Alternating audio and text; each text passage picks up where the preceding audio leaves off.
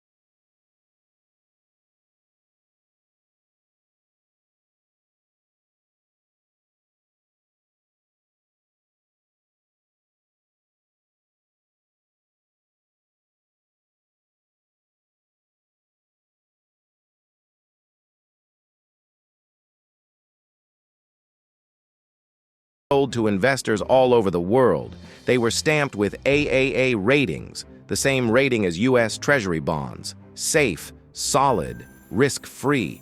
At least that's what the math said. Behind these safe investments was a model, a formula that promised to predict risk.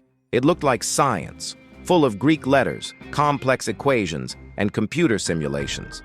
But at its heart was one critical assumption: that homeowners across the country would never all default at the same time.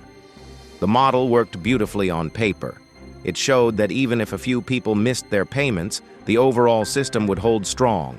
Diversification would protect investors. But there was a catch. This wasn't physics, it was human behavior, and humans panic. When fear spreads, people act the same way, all at once. The model ignored that truth. This single oversight, the belief that risk could be calculated instead of understood, would soon become the world's most expensive mistake. Wall Street didn't stop at mortgage-backed securities. They wanted more profit. So they built something even riskier: collateralized debt obligations, or CDOs. Think of CDOs as bets on top of bets. They took those same mortgage securities and repackaged them again. They stacked risk on top of risk, like building a skyscraper on a foundation of sand. Every new layer depended on the one below never failing. But they all shared the same base, the same flawed math. And to make things even crazier, banks started insuring these CDOs using something called credit default swaps, a form of financial insurance that was supposed to pay out if things went wrong. But here's the twist. The companies selling this insurance didn't have enough money to cover the losses if things actually went wrong. It was a system that worked, until it didn't. By 2007, the first cracks began to show. Homeowners started defaulting. At first, it was a trickle, just a few missed payments. But soon, that trickle became a flood. Entire neighborhoods went into foreclosure. Families lost homes. Banks began to notice something terrifying. Their supposedly safe assets were collapsing in value. Those flawless mathematical models, the ones built to guarantee safety, suddenly couldn't calculate what anything was worth anymore. The market froze. Banks stopped lending to each other because no one knew who was holding the bad debt. In September 2008, the unthinkable happened. Lehman Brothers, one of the oldest and most powerful investment banks in America, collapsed, declaring bankruptcy with over $600 billion in assets. Panic spread instantly across the globe. The world's largest financial system froze. Over $10 trillion in global wealth vanished in weeks. People lined up outside banks to withdraw their savings. Stock markets crashed. Companies stopped hiring. Millions lost jobs. Governments around the world rushed to stop the bleeding. Trillions of dollars in taxpayer money were used to bail out the very banks that caused the crisis. Interest rates were slashed to zero. Central banks printed money at historic levels. The age of cheap money had begun. But the deeper wound was invisible. Trust shattered. The idea that Wall Street's math could make capitalism safe was dead. And yet, the people responsible, most walked away richer than before. While families lost homes, executives cashed bonuses. The system learned how to survive, but not how to change. The aftermath reshaped everything.